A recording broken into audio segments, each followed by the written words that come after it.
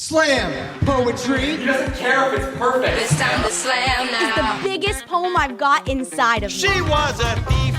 You To run love means to love a haunted house. Yelling, angry. Blood-black nothingness began to spin. Specific point of view on To things. this day, I hate pork chops.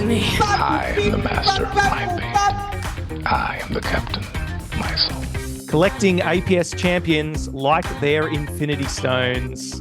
It's I Think, Therefore I Slam. Welcome, everybody. My name is Andrew. Very special guest today. We're going to jump straight in. My guest today is a Naarm-based poet, high school teacher, and host of an education podcast, Rethinking the Current Education System. Podcast buddy. She was the 2022 Australian Poetry Slam champion and placed as a finalist in the World Poetry Slam Championship. Her poetry is influenced heavily by her proud Chinese identity and role as an educator. With often difficult topics to digest, she sees poetry as an honest means to share stories through empathy, playfulness, and connection. She was also name-dropped way back in episode 6, and we know what that means in this podcast. It means they come on. So welcome to the show, Yay! Jo Yang.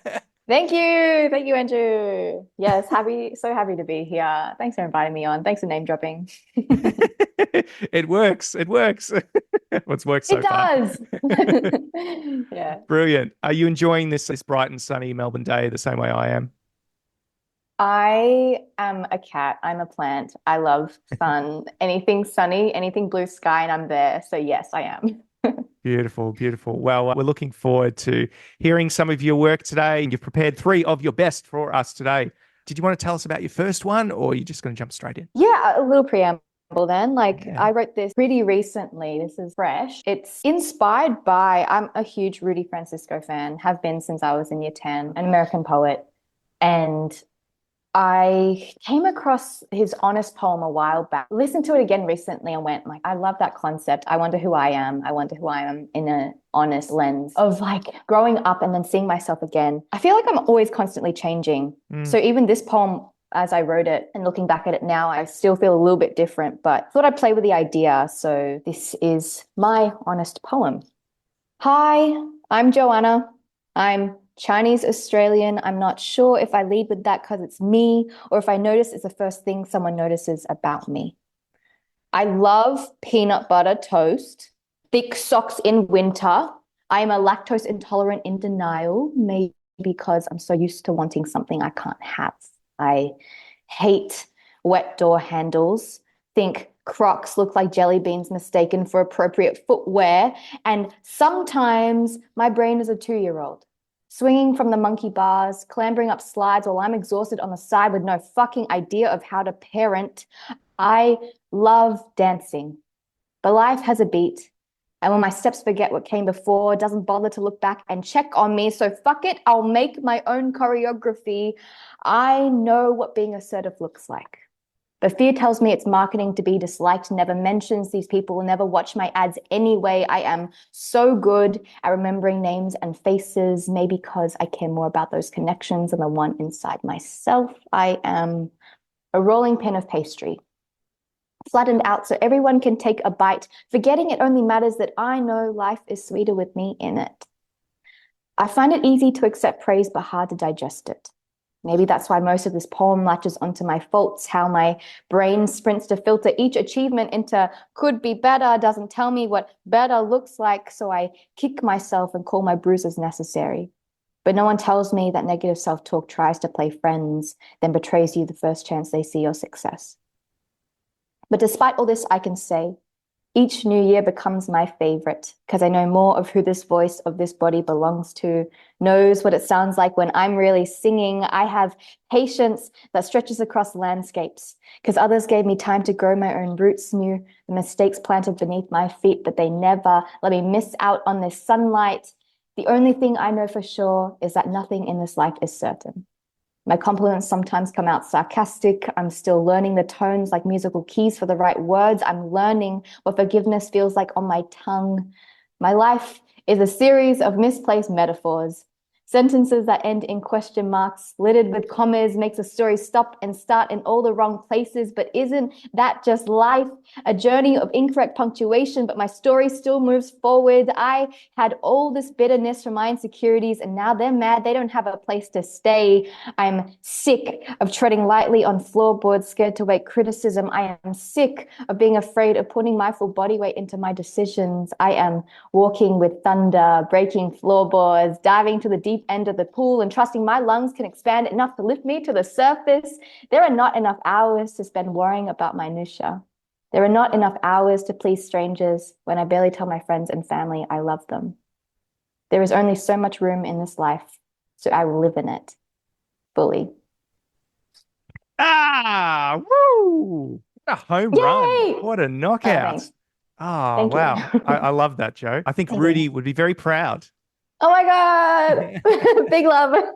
Did you see him when he was down in Melbourne? I missed him, I unfortunately. did. Oh, wow. How was And that? he was excellent. When I was sitting in the audience, I was going, am I here?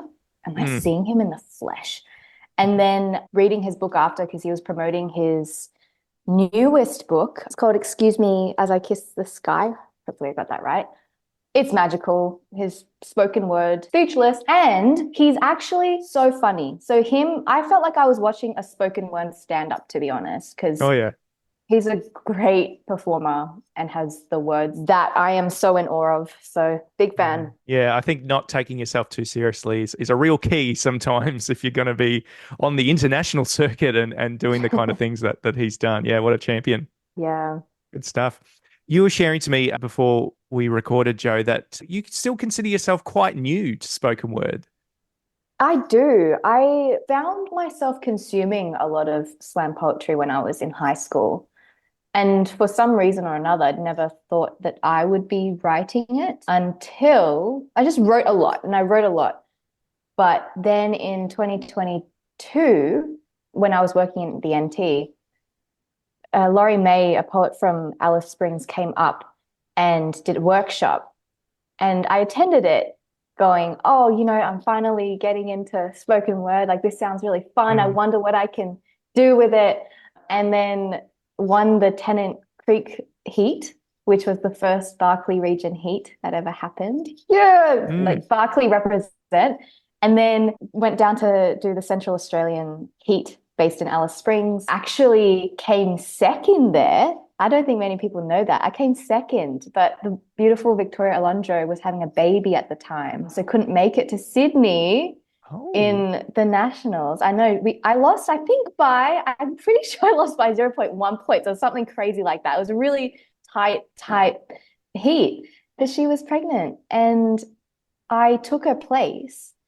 And the night that I won the nationals was the night she had her baby. So I think, whoa, I know. Wow. Okay. I was about to ask you, like, I know that if I was in that situation, I talked about being a wild card and things before, like that would kind of mess with me, but it sounds like you just took it with both hands. And it was a wild card. Yeah. Oh, let me tell you, it sounds like it's a really easy like progression, but it was a wild card and I get into my head a lot. Back to your question about just, yes, I found myself really new to spoken. Actually, I found myself new to the world of spoken word and writing poetry. So I felt like an imposter in that area. But since reflecting, in that time I was so confused and so like, do I belong? Like, as in not do I belong here, but do I deserve to be in this space? And then thinking back, seemed to have come out of nowhere, but I did a lot of writing and I did a lot of performing when I was younger.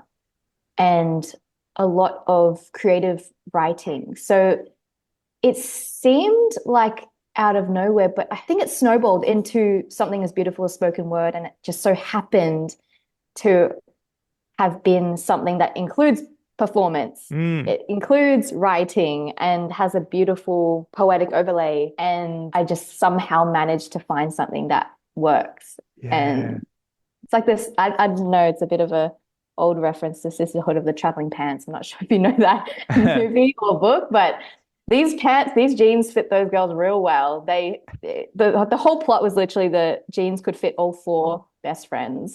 And it just so happens that I feel like poetry is those jeans for me in a weird way.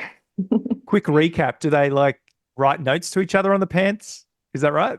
Oh, good point. Is that right? I no, they wrote, good question, actually. They did write notes, but I don't know if they wrote it on the pants, that's a bit rogue, I've got to say. Like Maybe in the pockets. writing on denim. We're Yeah. asking the serious questions. I think we need to find out. I've never seen it. I'm really grasping at straws. Oh, no, you're doing a good job because notes really sounds like something that happened. I'm convinced. And even if it didn't, let's just rewrite the script. Yeah, amazing. The more I talk to people, the more I realize that, yeah, imposter syndrome is everywhere. But also, today's imposter syndrome gets normalized very quickly. Do you know what I mean? And it sounds to me like you had a really strong foundation. You'd always been a creative. You'd always been a writer. You were curious about spoken word well before you got involved yourself.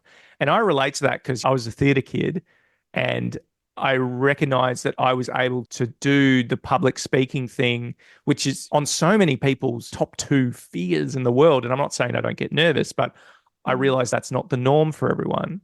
And I've always written as well. So I feel like I've arrived as well, combining a whole bunch of things that have always been themes in my life. And now the synergy is really there. So tell me, what kind of opportunities and what kind of doors did winning the APS in 2022 do for you? Yeah. Opened many, many doors, let me tell you. So many incredible festivals that I managed to be a part of. For example, I started the year off, and by the way, this is when I was teaching. So I had to fit this in while I was also doing a master's of education because it was attached to my teaching degree. Yeah. And then was going across to all these cool places. So I was like, just having the time of my life. I first started off in Adelaide Writers Festival, managed to meet so many cool people, cool writers, cool performers, and then went to different types of writers festivals, managed to go to the Byron Writers Festival too, and did Writers on the Road, which is where so I ended up going with the wonderful Peggy Frew, who's a writer, as well as Peter Polites, as well as Zachary Jane, who was our guide, did a lot of Writers on the Roads already, but was just a great human and facilitator and everything all combined into one beautiful human being. And I managed to go with them for a couple of days across regional New South Wales and go to libraries and hold panels, went to schools and did workshops, and then summed that off with the Byron Writers Festival and performed there. I turned into international later in the year. It turned into, Ubud Writers Festival. Beautiful, again, cool, very cool. And I'm just reliving this right now, how insane. I went to Brazil for the World Championships. So I'm pretty sure it was 44 contestants across the world came together and gathered in Brazil to perform it out. And when we were talking before about community, this really goes to show it's a competition, right? It's the World Championship. So there are nerves. But the thing was, we were just all there to celebrate the idea that there could be a World Poetry Slam competition. Totally. And so despite the implications of why we were there, which is to compete against each other, it was really a celebration and just goes to show how cool the spoken word scene is. So huge opportunities, so many people I met and have stayed in touch with and are really good friends of mine. Just super grateful for those opportunities. Yeah, sounds amazing. And obviously when 2023 came around, they had you up on all the promo material and you were spitting fire and looking fierce. And that was when I first saw you. Yeah. I remember them asking, going, is this photo okay? And it's like me with my hand up there and looking all vicious and stuff. And I'm like, you'll probably only catch me doing that when I'm doing spoken word. Otherwise, I'm apologizing to ants for stepping on them and that sort of stuff. And then suddenly on a spoken word field, you just breathe fire and you're like, yes, rah. Yeah. I think we all have a bit of a persona. The voice I use, it's not my normal voice. It's my head voice or my projection. Yes. It's good fun. Jo, you join a long list of guests that we've had who are in the Venn diagram of spoken word and also education. So we've had Lucia last episode, we've had Kathleen, we've had Ren when we started out. I think it's interesting that there is such a strong correlation between people who do both. Now, you finished up a 2-year job in the centre of Australia in Tennant Creek. I did. What were your experiences like there working in such a remote area? It was really fun. I think I had a lot of people first ask me when I moved there why. A lot of people were confused why that was. And interestingly, a lot of people said that I was brave. And I was just listening to a podcast about courage. Simon Sinek, this beautiful, wonderful person who has a podcast. Big fan. Yeah. Oh, great. It was about courage way back a couple of years ago. This episode came out. But most importantly, they were talking about how when you think you're doing something that just makes sense, other people may perceive it as courageous or brave.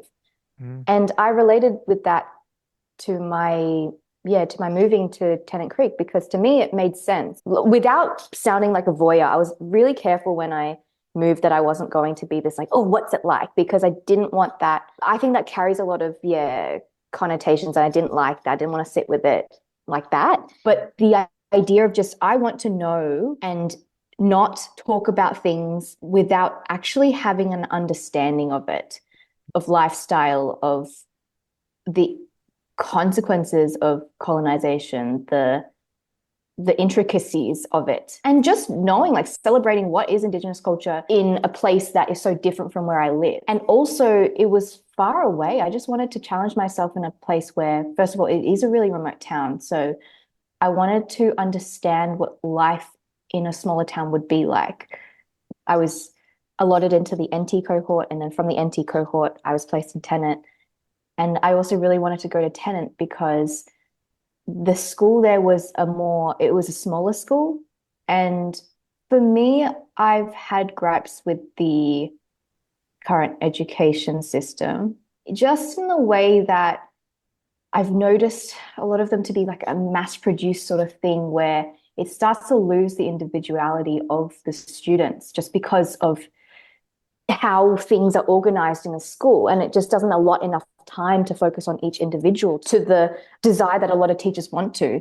Yeah. So I wanted to go to a school which was more focused on the individual student, because I got pitched of this school like it's more culturally responsive, it is more catered to the individual just because there are only 4,000 people in this town. And so the school itself probably had like 70 attending every day at a certain point. how big was your class? Classes would range. So sometimes it'd be 18, 20. And then other times I was teaching a senior class, it had 5. So it really just depends on what the demand of the subject is and the year level. So I was really interested in that, the idea of an alternative style of learning. But what I realized is that even though it is a smaller school, it still does adhere to the demands of the Western education system, obviously, because it's a government school. And so I had these interesting, this reckoning with the fact that I was teaching in a really highly Indigenous population, yet the structure was very highly white Western education schooling. And then finding all these issues of like, well, what do I do then? Because I want to have more freedom in other things, but I still do have the responsibilities of teaching a curriculum. And so it became very tricky. And I did burn out during this time. I think all teachers come in very excited, and rightly so, because it's such an exciting profession and one that I really love. It's just that when you put so much heart into something and then you end up working against more administrative things, it's like the soul starts to have to be in survival mode of like, I need to dedicate enough energy so I can still deliver a class and still have enough love that I can transfer through this class while also dealing with these external things that end up impacting the classroom. Yeah, but I love Tennant Creek. I'm going there soon again. I miss the town a lot and I can't wait to visit. Wonderful.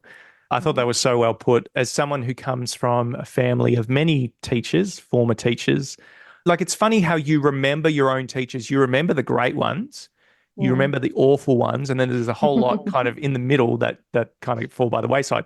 I think about my English teacher, Mr. Tuvey was his name. An awesome last name. Yeah, what a legend. And he encouraged my writing a lot. I got very vocal about the fact that I was trying to write a book when I was like 13. I joked that I thought it would get me girls or something or whatever, but yeah, I probably talked about it a bit too much. Girls love to read. I ran my mouth about it a lot, but he was always like so invested in that, like in a really genuine way. He's like, "Oh, have you read?" He loved John Marsden. So he was always like, yeah. "Oh, you got to read the Tomorrow series and all this." But yeah, a fantastic profession, but also comes with a lot of challenges. And anyone who's getting into it going, "Oh, I'm doing it because you get the 10 weeks off a year." I think once you're in it for a while, I wonder what it's like for someone who's been teaching for 20 years and they see the new teachers come in. And like you said, I'm sure they're full of spirit and idealism and this kind of thing, and having to deal with how tough it can be. I think that's definitely a journey. Yeah. And Australia is obviously a big country. And it's weird to think that most of it, it's weird to think that most of it is so remote. Like most of it looks like what the Red Centre looks like. And I think as a country, needless to say, we've got so long to go in terms of healing and reconciling and dealing with our past and how that relates to Indigenous Australians. So I appreciate how you put that in terms of you really, it felt right for you. And even though people were saying, "Oh, is everything going to be okay?" that you just jumped in there, and it sounds like you had a fantastic, really enriching experience. For sure. That's what I knew that was going to happen. That by me moving from Melbourne, a place, or Naarm that I have been my entire life, and then moving to the NT that I had only visited for once before. And that was a really quick journey. So it didn't really give me time to meet the locals, didn't give me time to just like live in NT, to be honest, and see the nature, see the cool things that you get up to, see the different lifestyles, the fact that it's a lot calmer than Melbourne, as in rat race Melbourne. You gotta love it sometimes. And then there's a whole nother type of relaxed when you're there in the NT, which I really value and have noticed since moving back, that contrast. The fact that it is just so underrated as a place in Australia to go to because, for example, it's really expensive to travel within the NT. So a lot of people end up going to, say, Bali or going to other places and to their own merit. Like those places are incredible. It's just a shame to see that sometimes that overrides traveling interstate, especially I went to WA as well to travel, and it has towards the north, towards Broome, it has a very similar landscape in a way. And I really do hope more people go and visit and see the beauty of Australia. It is so big. And Tennant Creek you'd have this lookout, Bill Allen lookout, and you would just see endless. It would just extend, and beautiful blue sky, clouds, and on the sunsets in NT are divine. I think they are one of the most gorgeous things to have ever seen in my life. Would speak and wouldn't stop about it. Like, you should stop me because I'll just continue to ramble about how beautiful NT is. Oh, that's good. You hear stories of particularly people going to see Uluru, which is just this beautiful, almost this impossible natural structure just jutting out of the earth. It's pretty amazing, and feeling that kind of connection to the land in a way that they may not have experienced before. Yeah. Definitely. Very good. Now, let's wind the clock back a little bit. So before you were involved in spoken word, you were no stranger to other types of creative expression and content creation. You had yourself a little YouTube channel of your own. What's been your experience of putting stuff out there? And what do you like to make and share with people? Oh, so yes, I did start a YouTube channel back in 2019, I think, a while ago. And it started off as content, just what I had been reading, what I had been absorbing and wanted to output, because I realized that I was consuming a lot of different things and not creating. And so I wanted that space to do so. So it started off, I remember doing a values video. So talking about what values were, how to find them, what the importance of them were. And also, actually creating videos about the education system. I remember I wrote one about grades and how I don't necessarily agree with them, just don't think they're doing the good that it could be replaced with something more effective, because at the moment I've seen it to be limiting to a student. And then that inspired the podcast. So I found myself starting to gravitate towards a topic I liked. And at first it was just a mishmash of everything that I could think of. And it was very lighthearted sometimes, very silly. When my beautiful dog was still alive, his God rest Fizzle, I love him, beautiful golden lab. He would feature in my videos and I would make him a character. And it was just, very lighthearted. And then I decided, well, what is the purpose of this? And decided to then stop making videos. Also because videos are so hard and time consuming to make. That was something I didn't realize until I actually started to make them. And the editing process would take so much longer than what I expected. The constant snipping, the place cut, the titles and everything. Like you just had to, it was a process in itself. And I realized that it was hindering me from actually creating the content. So then I decided, okay, I'm going to choose a medium that will reduce some of that stress. So then I thought of podcasting, and then I thought of the education system and decided to make one specifically about the education system. So have created a lot in the past for sure. Yeah, so this was rethinking the current education system, is that right? Yeah. So it's called Ready to Redo. And it's the reason why I chose that name was because I was thinking the education system is so established right now that a lot of the changes they've made, for example, introducing social and emotional learning, which I am such a big fan of, and I think it should be not just like this tiny little snippet in someone's curriculum, but it should actually be a hefty chunk of it. Be the curriculum, yeah. It should be the curriculum. And seeing all these little changes that they were trying to pitch through, and it takes a long time for that to be implemented in the schools, because that's go to all the policymakers and then back down. So it takes time. And I was just thinking all of these changes are really still adhering to the structure of schooling. You still do have segregated classes, as in like every 60 minutes you change.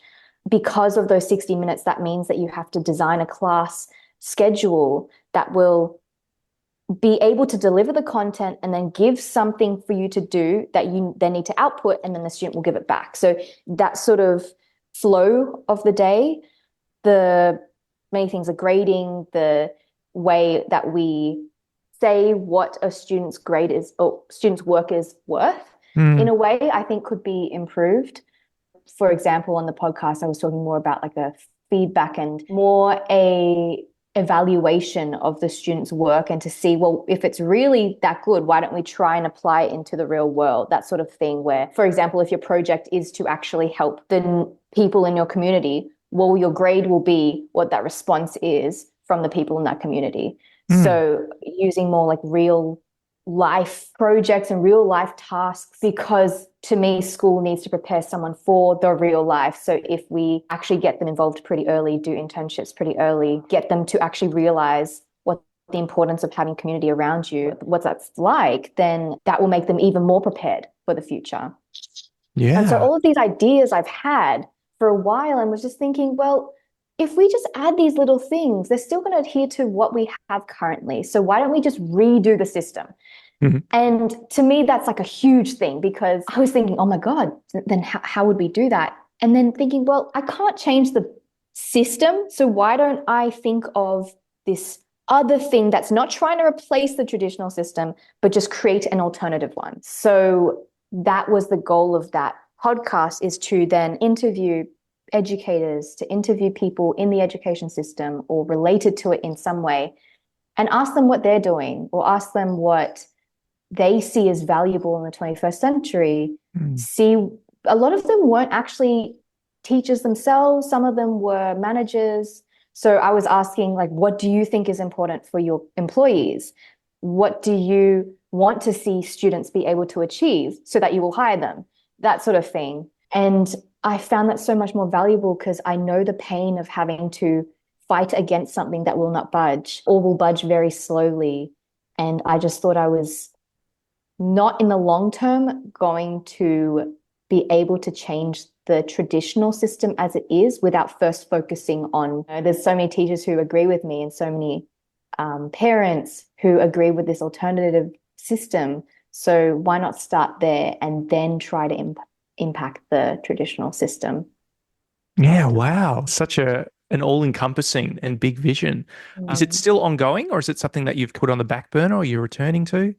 Returning to, yeah. Yeah. So that is my 2024 goals. Woo. Is to resume it. And at the moment, I'm brainstorming what angle I want to approach it from now. Because I paused it because I started teaching and wanted to have a moment to just sit in the teaching side of things. Yeah. And from the experiences that I've had, I have many thoughts, some of which confirm what I thought, some things deny what I thought. And I love that. I love being contradicted. And so still deciding on the angle, but and deciding on the guests and deciding on the style of education that I see as relevant today. And I guess that takes time by also interviewing the guests and that informing my idea again. So it's still in the works at the moment, but I will be hoping that it will come out by the start of next year. Very cool. Oh, well, we're all looking forward to you returning to it with all the experience and the insight that you've gained, like over the last couple of years. You, of course, would know how much work content creation or I have, yeah. I have so much respect for you, Andrew. All the creators out there, it looks very seamless. And that's because the intention was to make it seamless. The fact that editing does take a lot of time on your computer, looking at your screen, going, what is going on? I need to stretch my legs. I need to go outside, that sort of thing. Yeah. But I think it's very worth it because the message, that's what keeps me going, is the message I'm trying to convey and the idea that other people in the community think the same way. School is such an important part of people's lives. It is where they are spending from kindergarten to 18. It's a huge portion of their lives that needs to be taken seriously, because I want kids to not only have the skills to be ready for post school, but to have the introspection and the social and emotional skills to navigate their life post school. I have such a big interest in well-being and that less technical thing that school often provides, the technical skills, the hard skills. I think the soft skills perhaps more important, because you can develop your hard skills anytime, but those soft skills really need a strong foundation so that those hard skills can even be sometimes achieved. Because if you're not in the headspace for learning, if you're not in the headspace for learning, and I've seen it with my own eyes, I've seen when someone is not ready for learning or when they have other things going on in their life, the hard skills, the learning of content is like the last thing that they will actually be able to do, just because they are so focused on everything else that is going on. Yeah. And they're going to be, and they already are, within a world that is not an exam hall. The world does not give you grades and give you clarity and rankings and all this other stuff. You're going to need those soft skills. Like, you're going to be surrounded by 6 billion other people who all have different goals, and you're going to need to advocate for yourself. You're going to need to learn to negotiate, to discover what's important, to have good literacy. And when I say that, I don't just mean reading and writing. I mean knowing when you're trying to be manipulated, knowing how to see through, how to see through marketing and media and all these kind of things. Like, it's an endless exploration. Just returning to what you're saying about making things, I think making more stuff has probably made me less cynical about other things that are being made. Like even if I see like a crappy film, I'm just like, wow, they still brought it into the world. It still had hours and hours like put into it. It just, some things broke down in the process. So I'm reminded of that scene. I don't know if you've seen Bodies, Bodies, Bodies, where it's just a bunch of Gen Zers being mean to each other, really. But one of them, the ultimate insult was to say that she didn't like her friend's podcast, and she has this breakdown going like, yeah. She breaks down saying, it's a lot of work. I have to invite the guests on and make a schedule. And This is so funny. it's this breakdown. Wait, is this a movie? I need to write this down. Yeah. What would you say? It's a horror comedy, so I'm not sure if that's your jam, but yeah. Well, I don't know if anything's my jam until I try it. So this Sure. is Bodies, Bodies, Bodies. Yeah. All right, noted. Thank you. You mentioned that your very first video on the channel was about values. What have you discovered about your values, Jo? Ooh, good question.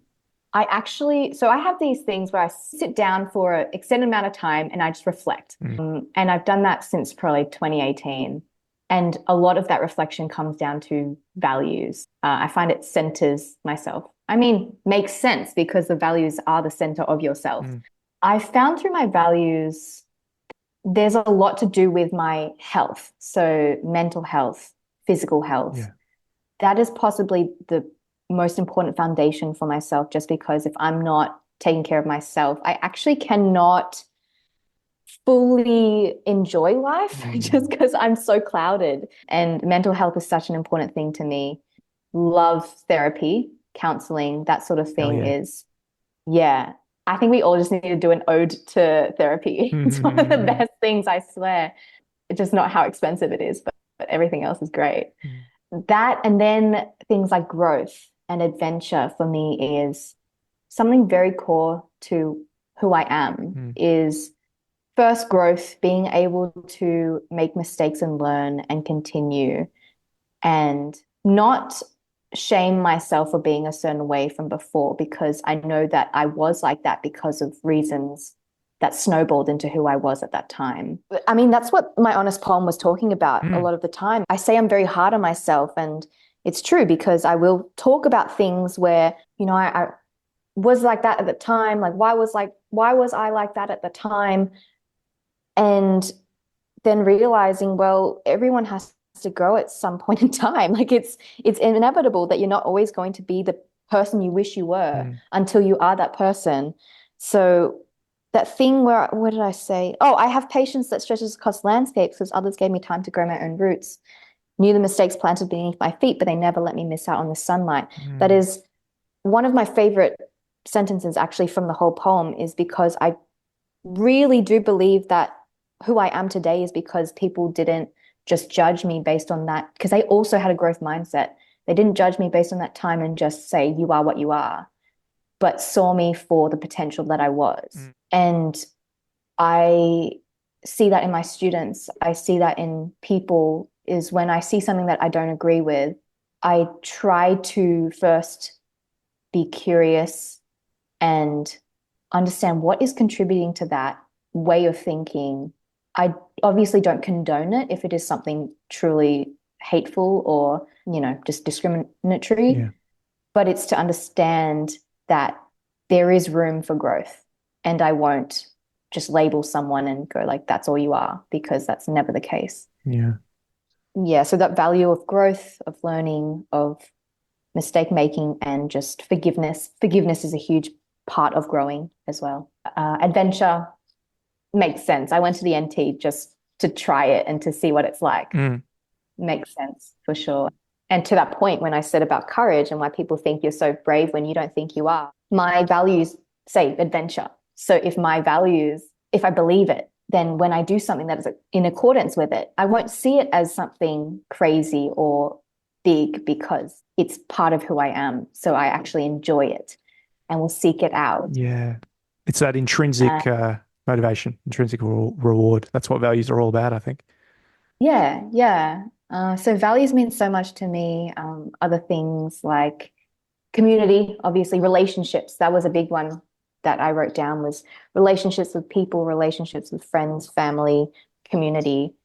I'm a very social person. I really enjoy people, and being in a space where we can share experiences. And I guess that's why I enjoy spoken word, is because we have that space. So that connection, underlying relationships is huge for me, because a relationship means that there is innate connection that we are making because we either have the same values or we believe in something that doesn't have to be explicit, but we believe it anyway. Yeah, wonderful. There's a big overlap. Like acceptance and commitment therapy, you mentioned therapy before, it has a big focus on values. And I've been a big follower of the work of Dr. Stephen C. Hayes, who founded ACT, and he talks about values as the things you can always move towards. Like, it's good to have goals, but the thing about goals is that once you achieve them, how do you feel and where do you go from there? Do you know what I mean? You can have your goals informed by your values, but values are great because they can't be argued with. They're personal. They're never wrong. And they can be a lifetime pursuit. And they can open you up to saying, hey, here's 50 things I could do that move me towards that value.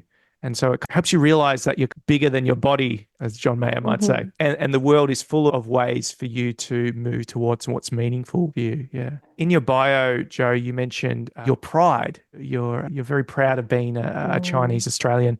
I know that you've recently got back from a trip to China and Japan. How do you see like your cultural identity within your wider identity, I suppose?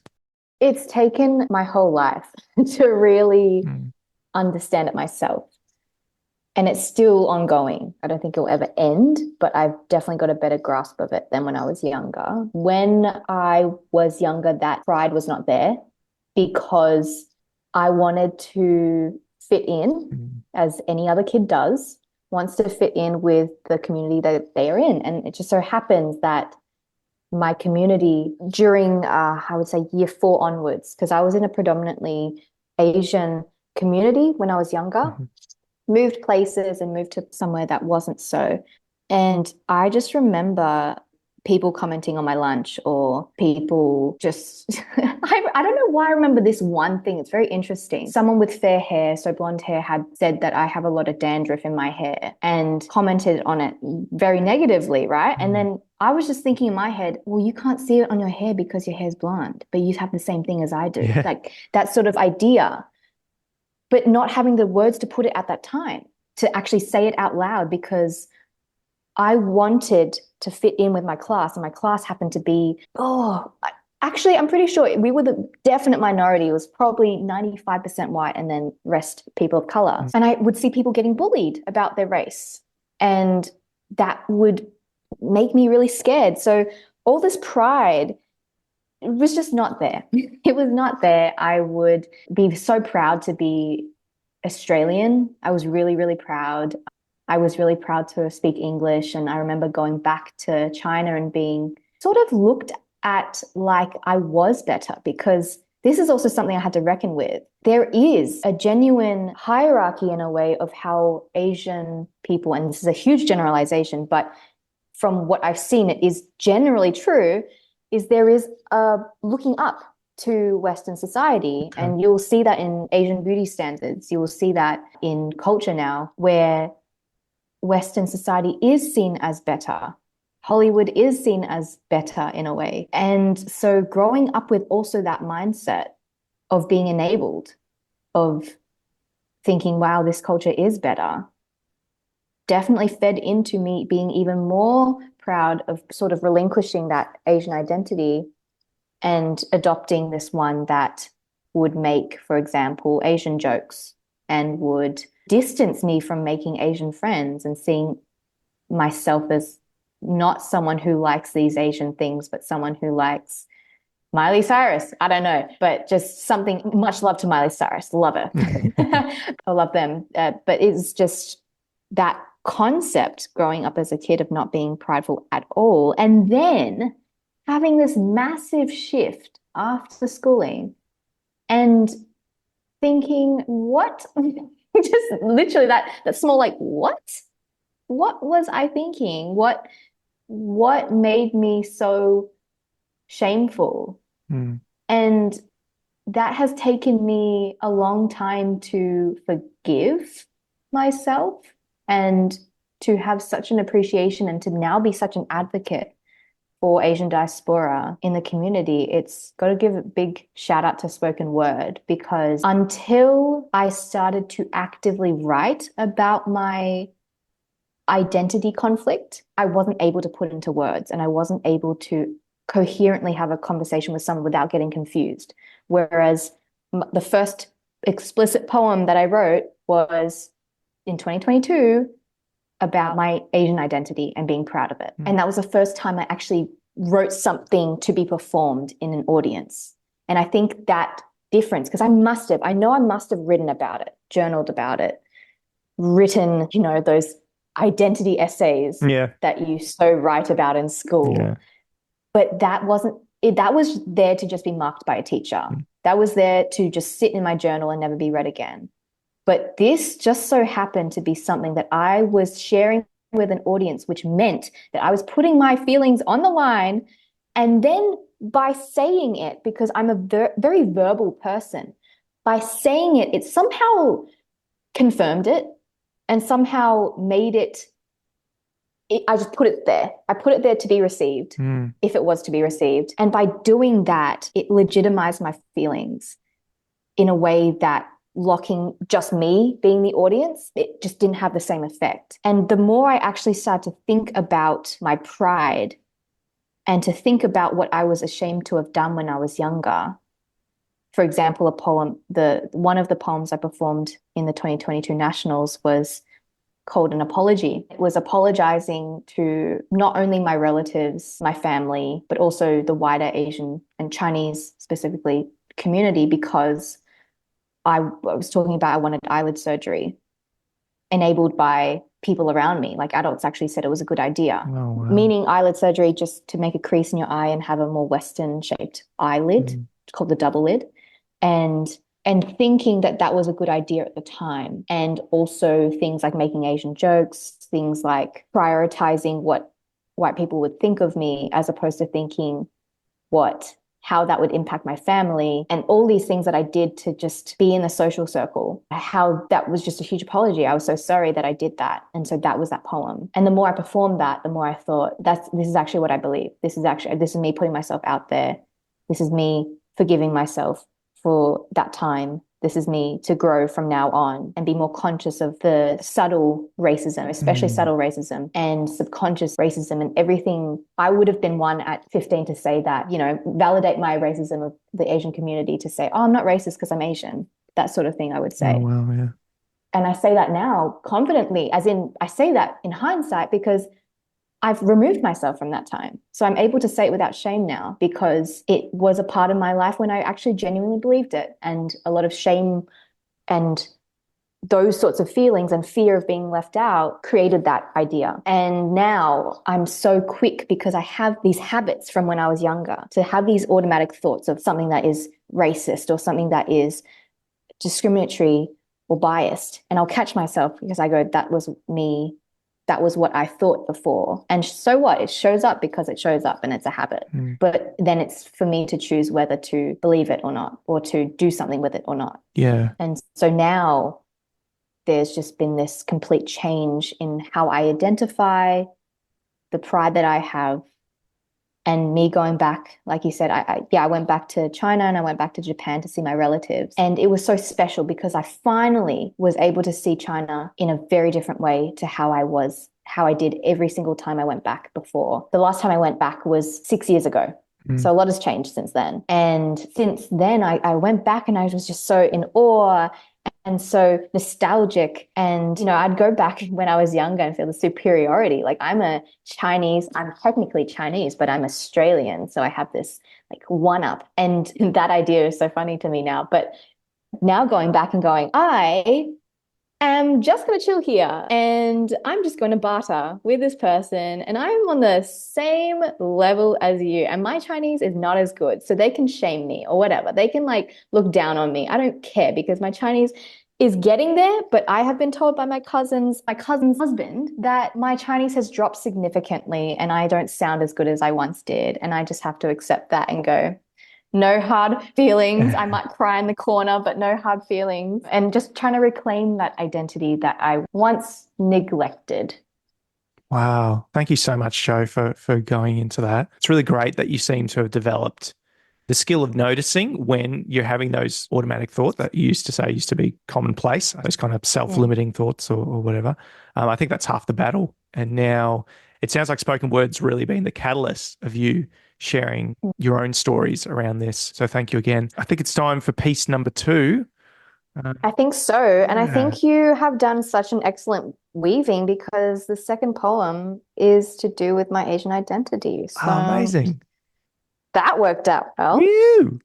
So this one is called I Wished You Were White. I have performed in the past. And this is in response to that time when I was younger and was embarrassed of my family in particular. And I'm so sad to say it, of my mum, because this was a time when I wanted to assimilate so bad. So any sort of non-assimilation was equaled embarrassment. I will not say too much, but it basically is another apology, a direct apology, and I'll leave it at that. Okay. I wished you were more white. I was embarrassed at how you'd say with a timid shake of the head, my English is not very good, cementing a barrier between you and the world. I wish you assimilated your golden wisdom, jade smile. I wish you packaged and hid your cultural feast into takeaway boxes, consumed by white people in fun-sized, relatable bites. I wished you were social, using you as an appetizer and making me look normal to my white friends, showing you off to everyone to prove I'm just like everyone else, parade you around leash in hand and say, my mum understands slang, knows what a snag is, understands sarcastic jokes. I hated how people thought you were stupid. When you didn't understand the thick Australian accent, you'd nod and smile, let them tattoo thick assumptions onto your skin. I did so much to fit in, melted down my identity to fit Western shaped molds, proud to be whitewashed, hoping you'd be rinsed down too. In that time, my bruises tender, soul bitter. In that time, I wished for a new mum. One I could decorate with fun features, mix and match accessories until you were everything but yourself, but all you did was love me whole. Paint stories with your dialect, from brush to paper, memories connecting dots between us and our ancestry. You learnt how to balance east and west with no guidebook, with only one wish, me to never taste a drop of pain like you did, the whole bucket. Wow. Thank you, Joe. Very, very vulnerable and very personal and very meaningful to you. I can tell all that. For sure. And I say that spoken word or poetry doesn't have to be spoken out loud. Poetry in itself is, to me, like a free psychologist. You end up going through a lot of what's been sitting inside of you and not knowing it was inside of you. So this revealed itself to me, I don't know, just randomly. I was just thinking and then started to think like, this is something I did. This is actually something that I thought. And it took me a while to get there because it's been a long time since I actually noticed that I did that. And so now from a place of thinking that it was absurd that I would think that from before, this was in itself, I can't believe I did that. Oh, how much I have grown. Yeah. And I'm so sorry, Mum. All of the three in one. And there's a lot of compassion there as well, like to your younger self. Like we've all made bad choices or made mistakes or just didn't know any better kind of thing, and saying that was then, this is now. Like you said, you've learnt, you've grown, and these are your reflections on it now. Let's dive into the mystery of creativity now, Joe. Ooh, I'm interested, okay. someone who has performed at such a high level, what your tips and tricks are. Where do you go for inspiration, and how do you go about molding and deciding what darlings to kill in your work, I suppose? Yeah. Ooh, great question. First of all, where I get inspired, again, because I am a social, like I love the social community of poetry. So I will end up going to live gigs. I will go to open mics. Recently started doing that in Melbourne. It's just that air, that atmosphere that you get hooked on because everyone is there to enjoy what is there to be enjoyed. So the art, the stories, the experiences, it's infectious. It really is. And when I go, I just always feel like, oh, I want to write more, or I love how they wrote it like that. I love how they used that to convey something. I would have never thought of it like that. That sort of thing is so much more inspiring than, for example, looking at something that's straight poetry. So looking at perhaps the more technical side or reading.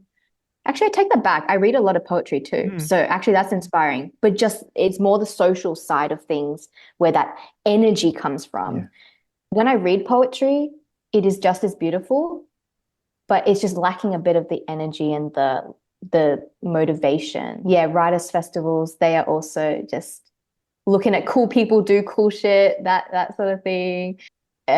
Watching videos online of spoken word poets, international spoken word poets, again, seeing like, wow, I would have never written it like that. I would have never said it the way that they did. And I just love how they did it and getting hooked on their work.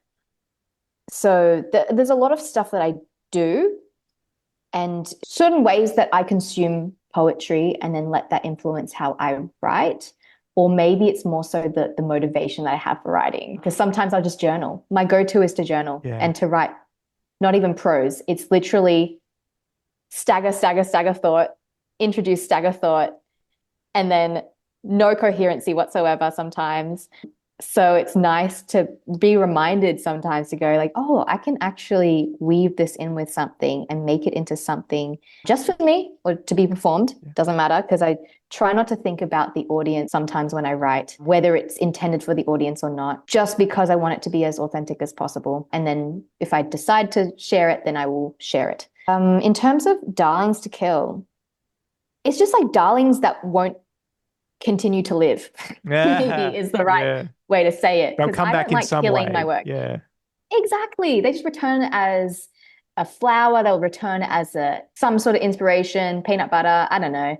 It'll come up in the most unexpected of places. And I'll just go, hang on. I had a similar idea that I wrote way back and I scrapped it. Like I just left it. But I actually want to explore that further now that I have more perspective.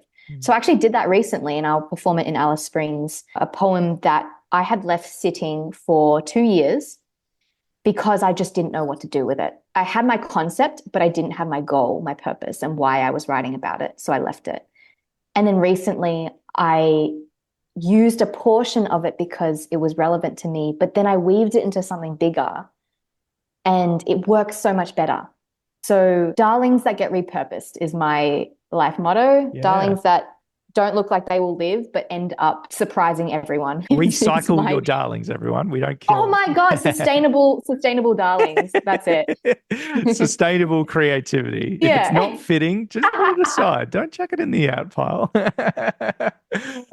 Joe, I think we all have that one piece or maybe that bigger piece that has been sitting on the shelf for years. And just, I know I certainly have one. And it might be because the words or the sentiment just isn't there, or for my one, I'm writing it for someone else. I'm just like, I want it to mean this big thing, and I feel like it's not there. So no, maybe one day I hope that I'll be somewhere and it'll hit me in a moment where I least expect it. Once I remove that expectation. How do you go dealing with creative blocks? Most of my guests talk about these things where we shelve something, or we look at what we've written and we're like, what is this? Who would want to hear this kind of thing? And that my inner critic is particularly strong. So what kind of blocks do you find yourself battling with when you do this work?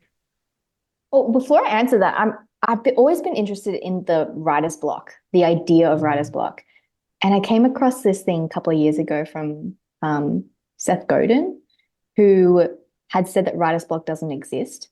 It's perfectionism, or it's a fear of your final product, as opposed to it actually being a block. Because he was talking about kids and how you give them a crayon, they will make that paper not look like paper anymore. They will make it into creation. And so that's always been running through my mind of, this is just me and I'm hard on myself. That's something that we see, I think, in the spoken word community a lot, is people who have really high standards for themselves. And for me, I get into my head, this isn't good enough. And as soon as I've judged my work, I cannot continue, because that's not me speaking anymore. That's this barrier that is actually impeding my ability to think for myself, because I'll think about the judgment first.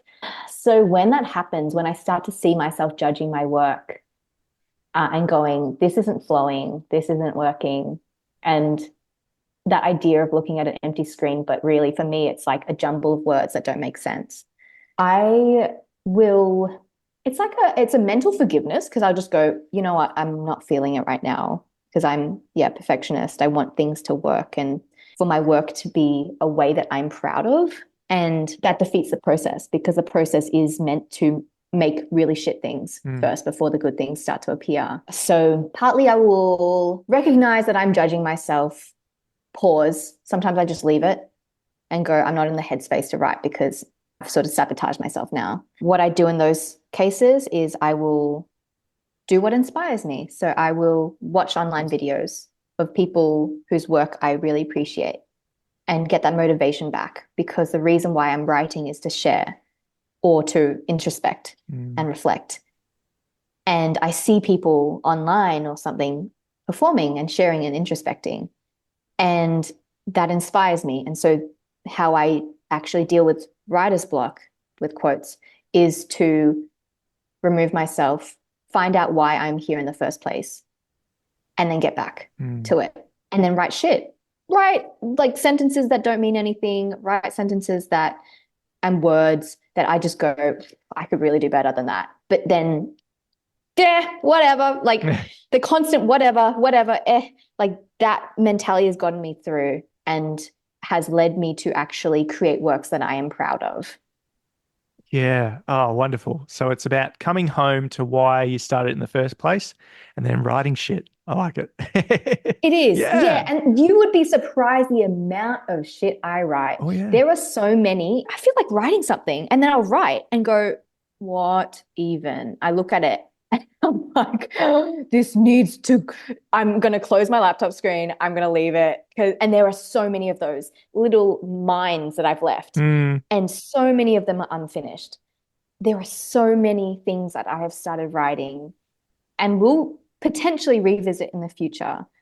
And I just take that as part of the process. I will write so many of those in the future, but from those or in between those, I will come up with something that I will share to an audience. I'm a big lyrics guy, Joe, and I'm suddenly reminded of Frightened Rabbit's song, The Oil Slick. So it starts, I went looking for a song for you, something soft and patient to reflect its muse. So it's someone trying to write a love song. And as he goes through the verses, he's saying, but I can't find it because I've got this voice that sounds like a gutter in a toxic storm. And every love song I try to write for you, it's like an oil slick covering your wings kind of thing. And in looking for this thing of beauty, he goes into like, oh, everything I'm writing is too dirty and gunky, but it creates this amazing imagery. So yeah, I think sometimes you've just got to write the junk and the oil. Yeah. I am for two things. I'm so impressed by those lyrics. I will now write that name. What is it? Frightened Rabbits. Frightened Rabbit. They were a Scottish band. Oil Slick is the name of the song. Yeah. Okay. So that's the first thing I wanted to say. The second thing I wanted to say is that I am so impressed by your lyric remembering, because I can say for certain I cannot remember any lyric. That's as soon so as I interesting. recall the song, I can't do it. I am so impressed by you doing that. And especially not just one sentence, but multiple sentences and multiple lyrics. Nothing sticks into my head unless if it's one word or two words or like a sentence from a chorus, from a pop song. Yeah. I struggle so hard to remember it. Wow, that's so interesting because for me, like I said, I've always been big on lyrics because I was the person poring over the lyrics in the physical booklet and I just wanted to know everything. I wanted to know, what are they talking about here? I guess this is, again, where my love of words and from that came poetry and other things as well. So if I hear someone and they say, oh, my favorite song is this, and I was like, oh yeah, do you know the words? And they go, no. I'm like, what are you talking about? You need to know the words of your favorite song. That's me. I'm the one who says no. And then I say, I really like the music and I like the guitar. And then, yeah, that's just what goes on in my head. I love words. Ironically, I speak a lot of words and I perform a lot of words, but music, I'm so focused on the music, I can't really focus on the lyrics anymore.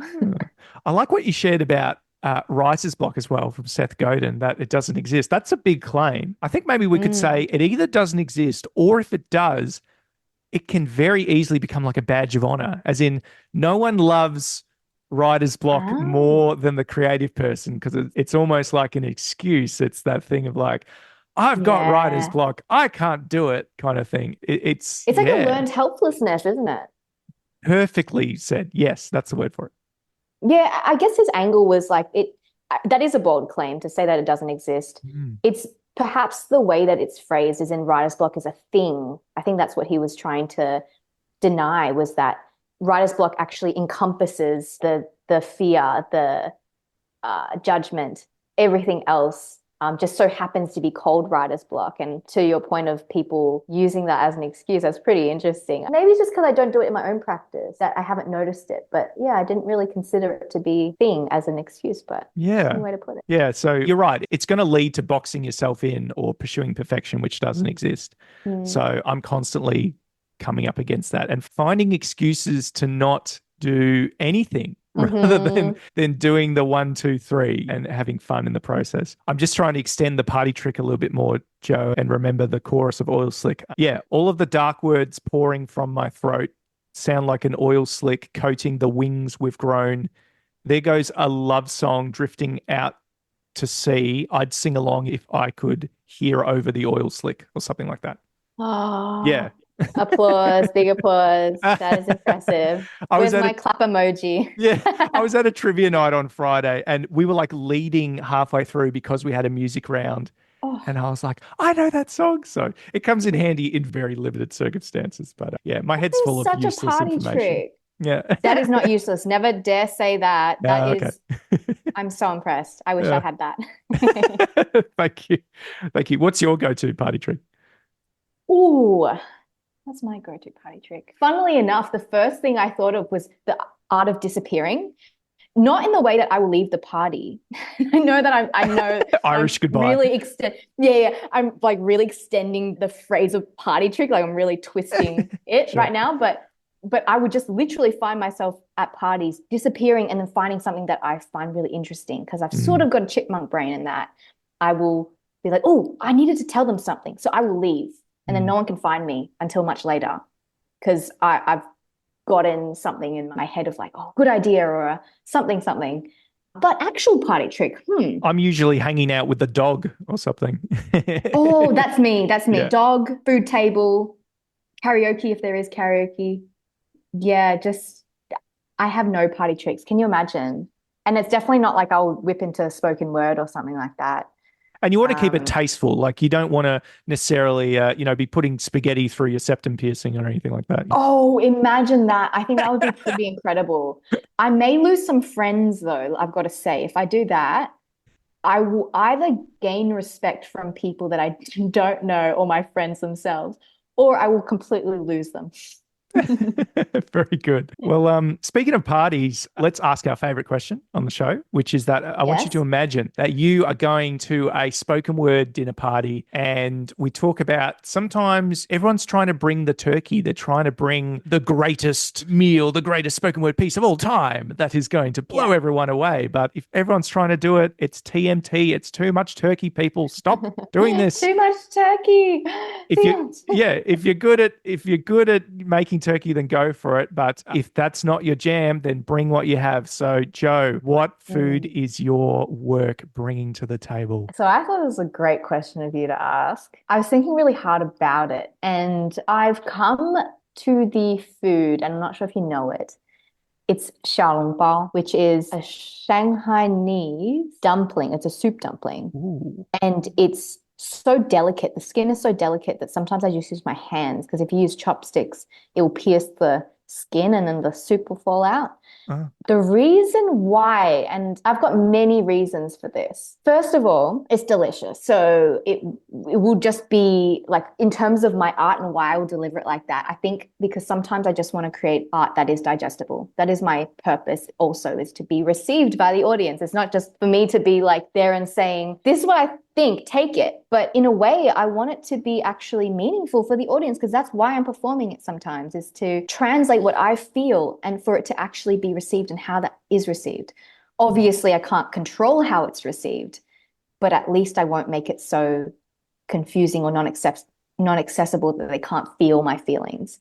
The other reason is because the xiaolongbao is often quite deadly in that it is really hot when it's served. So you might actually scald your mouth and your tongue when you eat it. I have many trust issues actually from eating it because I've gotten so excited and I think it's cool. Like it's a bit cold. So I'll just pop the whole one in my mouth and the soup will explode. And if that happens, your taste buds are done. Goodbye. Like they have retired for the week. It's really painful. And sometimes I was thinking like, how am I going to weave this? Because sometimes my work is not that digestible. Sometimes it's actually not. Sometimes it's very tricky, the topic.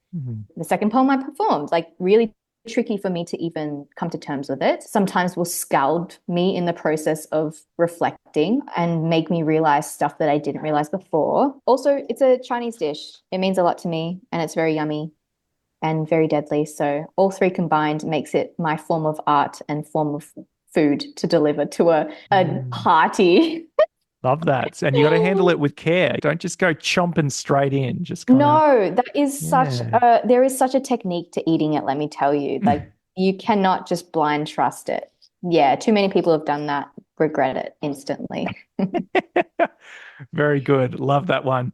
Our next question is newish, and it's our version of the ice bucket challenge. It's our version of spreading the love, maybe the neck nominate challenge if we're being a bit stupid. You get to nominate one other spoken word artist who I have to invite on the show, even if it's intimidating, even if I've never heard of them. It's just our way of spreading the love. So who have you got for me? Can I say two, just because one is based in, I think it's New South Wales. His name is Andrew Cox. He is a good friend of mine. Have you heard of him before? I think so. Yes. I think because so. he definitely, his passion for poetry and you just see him breathing it.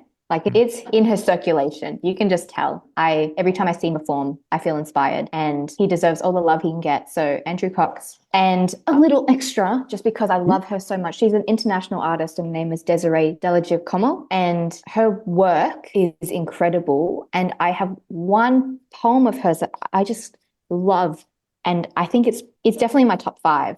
It may even be my favorite. It's called Notes of a 5-Time Felon. And for some reason, it just hits and it keeps hitting.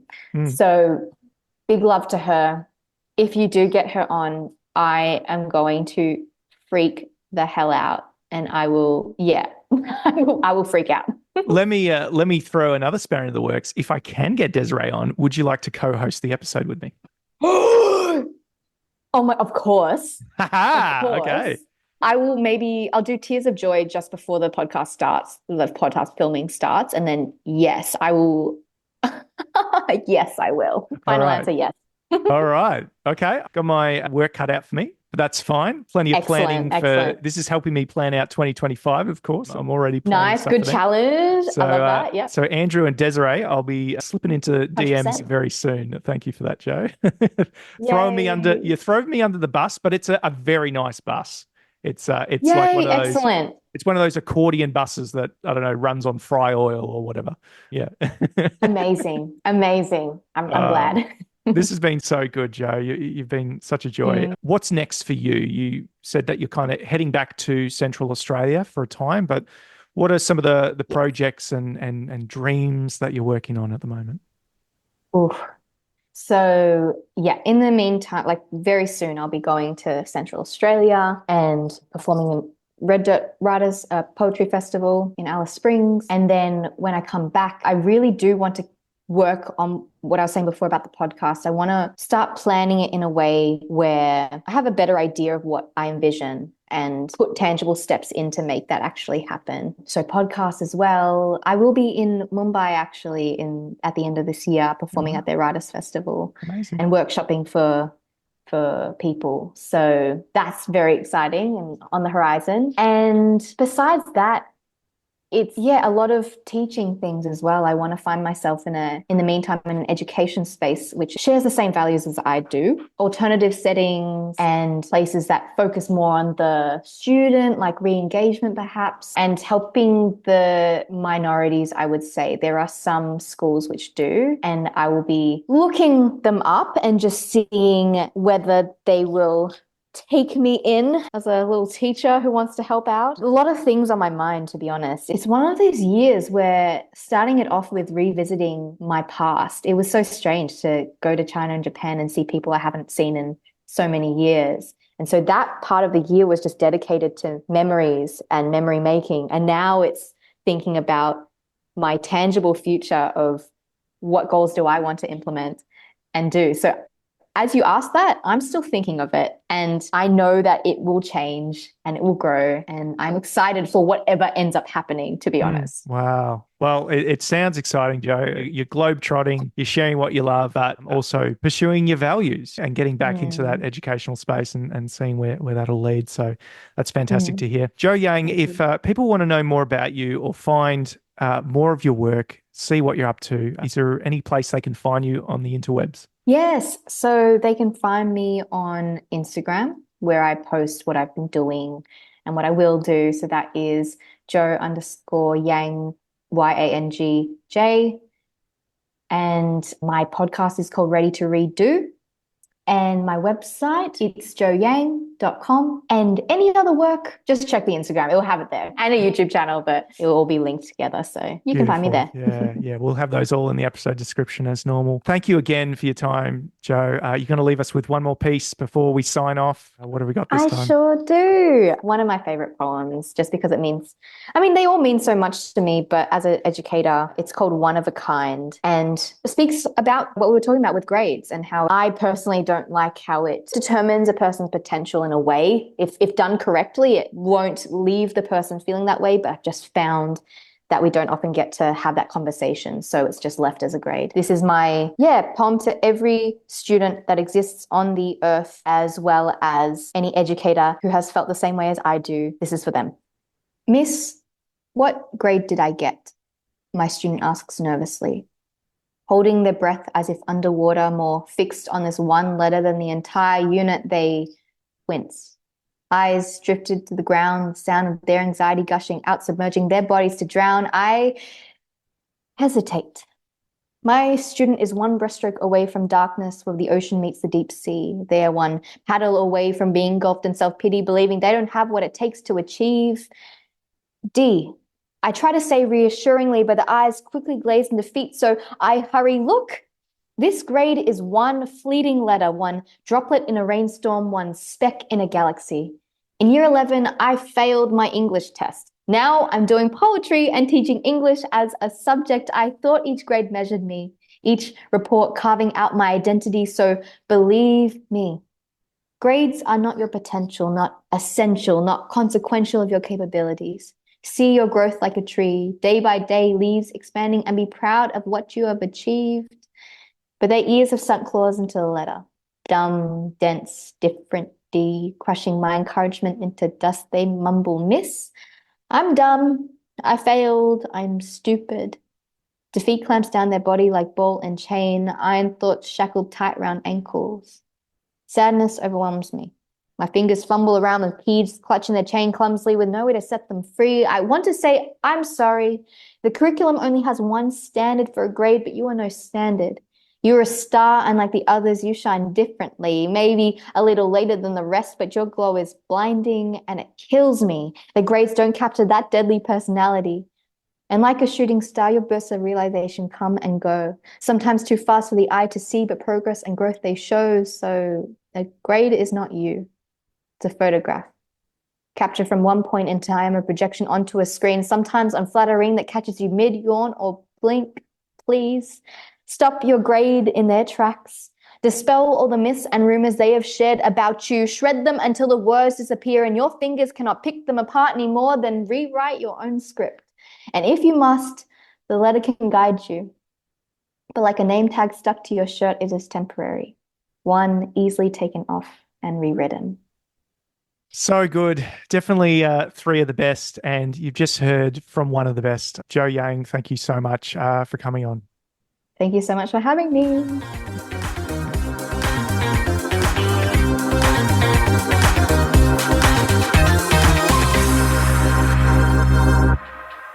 Weetabix hands, what's that all about?